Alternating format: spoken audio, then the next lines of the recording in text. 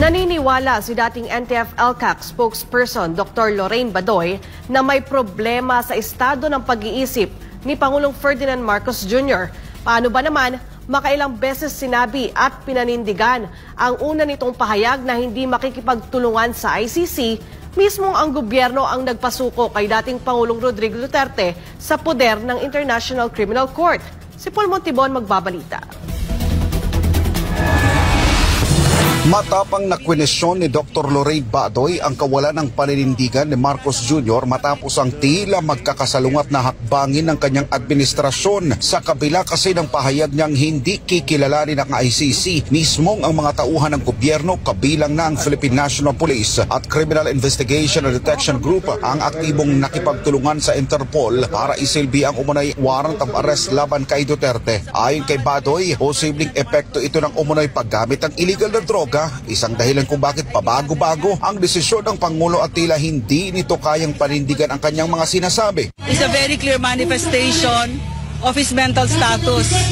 Because sinong Pilipino ang magsasabi na ano yung sinabi niya? Yung inaano lang yung batas? Sumusunod lang naman. Sumusunod lang. Ang Pilipino sa batas ng dayuhan. Saan ka nakakita na president ng Pilipinas yan ang sasabihin? Diba? So, ako nakikita ko, ganyan pala ang kondisyon ng pag-iisip niya. Kasi dapat nagpapa-hair follicle drug test siya. Para kay Badoy, kailangang pagbayaran ng Administrasyong Marcos Jr. ang anyay kawalan ng respeto sa batas at sa dating Pangulo na patuloy na minamahal ng milyon-milyong Pilipino maging ng mga lider sa iba't ibang bahagi ng mundo. Walang respeto sa batas ng Pilipinas, sa saligang batas.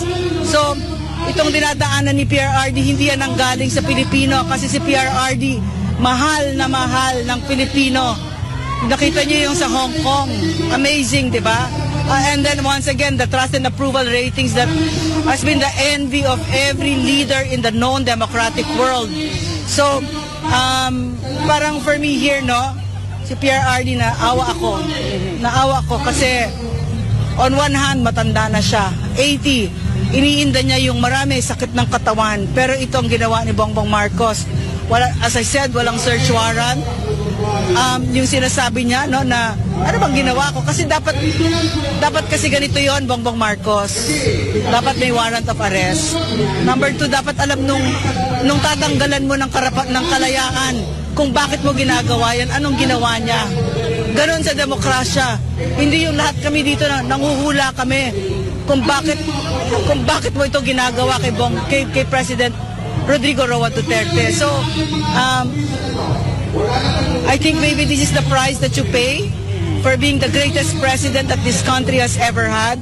But in my opinion, Bongbong Marcos will pay an even bigger price. Samantala, ipinunto ni Badoy na ang ginawang pag-arasto kay dating Pangulong Duterte ay bahagi lamang ng isang mas malaking cover-up at ito ay para ilihis ang atensyon ng publiko mula sa di umano'y pagkakasangkot ni First Lady Liza Araneta Marcos sa isang insidente sa Amerika. Bagamat wala pong opisyal na pahayag mula sa Malacanang o sa pamilya Marcos tungkol sa isyong ito, iginit ni Badoy na matagal nang nakasanayan ng administrasyong ito ang pagtatago ng mga mahalagang impormasyon at pagtatakip sa mga tunay na nangyayari. Meron kasi tayong nabalitaan na may namatay, no, sa Amerika, no, at mukhang enmesh dito, mukhang kasama dito si Liza Marcos, no.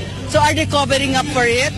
Is this what you're doing now to cover it up, 'di ba? So ang hirap kasi sa administrasyon na ito, puro tago. Sa kabila ng lahat, naniniwala si Badoy na malalampasan ni dating Pangulong Duterte ang matinding pagsubok na ito at sa huling pagkakataon, patuloy pa rin niyang iaalay ang kanyang buhay para sa bayan. Si PRRD handang-handa siya dito.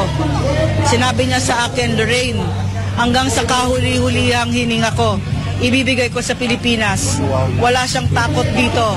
Noong nasa Hong Kong kami 2 days ago, maraming chances na binigay sa kanya na tatakas siya, hindi na siya uwi.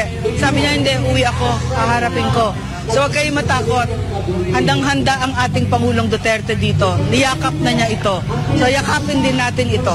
Sa kabila naman ng mga kontrobersiya at sa usaping bumabalot sa isyong ito, patuloy na sinusubaybayan ng publiko ang bawat hakbang ng administrasyon at ng mga personalidad na sangkot sa pagpapaaresto kay dating Pangulong Rodrigo Duterte at ang mabilis na paghain sa kanya ng International Criminal Court sa The Hague, Netherlands. Habang naghihintay ang bayan ng mga opisyal na pahayag at konkretong aksyon sa naturang issue, isang bagay ang tiyak, mananatiling mapanuri at mulat ang sambayan ng Pilipino sa mga pangyayaring may direktang epekto sa kinabukasan ng bansa. Para sa Diyos at sa Pilipinas, kumahal, nag-uulat Paul Montebon, SMNI News.